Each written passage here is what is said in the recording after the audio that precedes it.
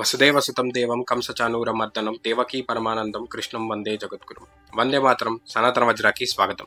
అందరికీ శ్రీకృష్ణ జన్మాష్టమి శుభాకాంక్షలు. క్రిందటి సంవత్సరం జన్మాష్టమికి శ్రీకృష్ణుడు నేర్పిన జీవన జ్ఞానం, గీతాసారం కుదిరినంత చిన్నగా సులభంగా అర్థమయ్యేలా చెప్పాము. ఆ వీడియో కూడా తప్పకుండా చూడండి. ఈ వీడియోలో శ్రీకృష్ణుడు చెప్పిన గీత ద్వారా ప్రతి కర్మ ఫలానికి విజయానికి వెనుక ఉండే 5 కారణాలు ఏమని చెప్పారో చూద్దాం.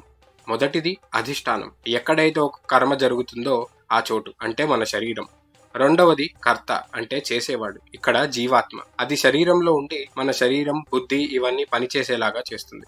మూడవది కరణం అంటే వివిధ ఇంద్రియాలు. ఆ ఇంద్రియాలు కరెక్ట్ గా పని చేస్తేనే ఒక కర్మ అనేది జరుగుతుంది. ఒక జీవుడు ఒక కర్మ చేయడానికి కావాల్సిన వనరులలాగా ఆ ఇంద్రియాలు పనిచేస్తాయి. అంటే ఒక పనిలో విజయం సాధించడానికి మనకి కావాల్సినవి, ఆ ఉన్న వనరులని ఎంత సరిగ్గా మనం ఉపయోగించుకుంటాము, ఎంత ధర్మంగా ఉపయోగించుకుంటాం అనేది ఇక్కడ అంశం. నాలుగవది పృథక్ చేష్ట అంటే వివిధ రకాల కృషి. అంటే ఒక పని కోసం మనం ఎంత నిజాయితీగా కష్టపడుతున్నాము అన్నది. ఉదాహరణకి ఒకళ్ళు పరీక్షలో పాస్ అవ్వాలి అంటే ఎంత కృషి చేస్తారు అన్నదన్నమాట. ఈ చెప్పిన 4 ఒక జీవి చేతుల్లో ఉంటాయి. అంటే మన కర్మ మనం చేస్తాం, మన పురుషార్థాలు మనం నిర్వహిస్తూ ఉంటాం. వీటి తర్వాత 5వది దైవం, లేదా ఇంకా సింపుల్ గా చెప్పాలి అంటే దైవానుగ్రహం, విధి అని చెప్పవచ్చు. ప్రతి మనిషి చేసే కర్మ వెనుక, ఆ కర్మ ఫలం వెనుక అది ఉంటుంది. అది మన పూర్వ కర్మల బట్టి ఉంటుంది. మనం ఏ నిర్ణయం ఎలా తీసుకోవాలో, మన బుద్ధి ఎలా పనిచేయాలో కూడా దాని మీద ఆధారపడి ఉంటుంది. అంటే ఒక అర్జునుడు అందరికన్నా గొప్ప యోధుడు అవ్వడానికి చేసిన కృషి తనదైనప్పటికీ తను ఆ కృషి చేయాలి అనే బుద్ధి ఇచ్చేది దైవము. ఆ కర్మఫలం కూడా ఆ దైవం చేతుల్లోనే ఉంటుంది. అయితే ఇక్కడ 2 రకాల మనుషులు ఉంటారు. దేవుడు నాకు ఆ కష్టపడే బుద్ధి ఇవ్వలేదు, నేనేం చేస్తాను అనుకునేవాళ్ళు. లేదా నేను తప్పు చేసే బుద్ధిని కూడా నాకు ఆ దేవుడే ఇచ్చాడు, సో నా తప్పేంటి అనేవాళ్ళు కూడా ఉంటారు. కానీ ఇక్కడ అర్థం చేసుకోవాల్సింది ఏంటంటే, మనం చేసే పని ఏదైనా మన బుద్ధి నిర్ణయిస్తుంది. కానీ ఆ బుద్ధి పూర్వ కర్మల బట్టి, అలవాట్ల బట్టి, ప్రవృత్తి బట్టి ప్రవర్తిస్తూ ఉంటుంది. బుద్ధి కర్మానుసారిణి అని అందుకే అంటారు. పూర్వ కర్మల బట్టి బుద్ధి ఇంద్రియాలను నడిపిస్తుంది. అయితే ఇది కూడా దేవుడు ఇచ్చాడా అంటే ధర్మ విచక్షణ ఏంటి అనే వివేకం, ఆ వివేకము ఇచ్చే గురువు లాంటి వాళ్ళని కూడా ఆ దైవమే మనకిస్తుంది. కానీ పూర్వ కర్మ ఫలం అనుభవించాల్సింది ఒకవేళ ఇంకా మనకి ఉండి ఉంటే ఆ బుద్ధికి ఆ వివేకం రాదు.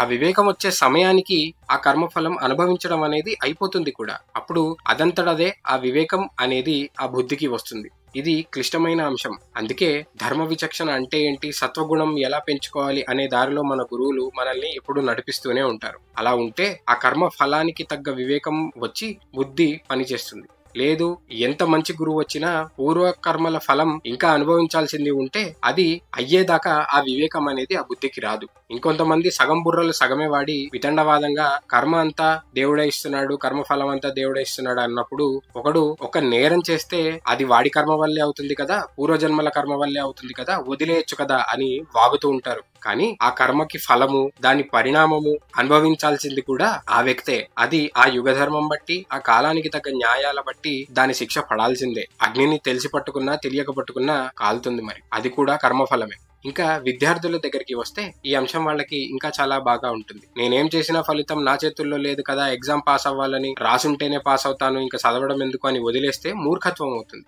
మన కృషి మనం చేయాల్సిందే, మన పురుషార్థాలు మనం చేయాల్సిందే.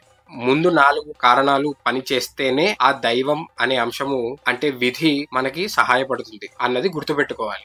అందుకే ముందు అధ్యాయాల్లోనే కర్మ చెయ్యి అంటే నీ పని నువ్వు చెయ్యి, అది నిజాయితీగా ధర్మంగా చెయ్యి, దాని ఫలితం నీ చేతుల్లో ఉండదు అని చెప్పింది.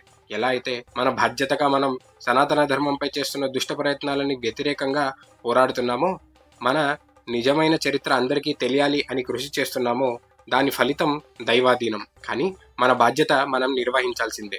కుదిరినంత సులభంగా చెప్పే ప్రయత్నం చేశాననే అనుకుంటున్నాను. మన కర్మ ఫలాన్ని నడిపించే 5 అంశాలు మన శరీరము, జీవాత్మ, ఇంద్రియాలు, మనం చేసే కృషి, దానికి పైన ఆ దైవం.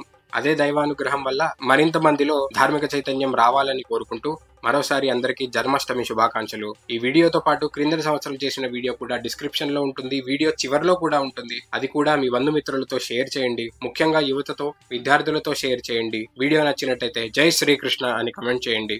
ఇంకా చాలా మందికి తెలియని, మనకి చెప్పని చరిత్ర, భారతీయ విజ్ఞానం అందరికీ తెలియాల్సి ఉంది. ఆ కృషిలో మీ సహాయంగా సనాతన వజ్రాకి సబ్స్క్రైబ్ చేసుకుని మరింత మందికి ఈ అంశాలు తెలిసేలాగా సహాయం చేయండి. మళ్ళీ కలుద్దాం. జై శ్రీరామ్, జై శ్రీకృష్ణ, జై భారత్.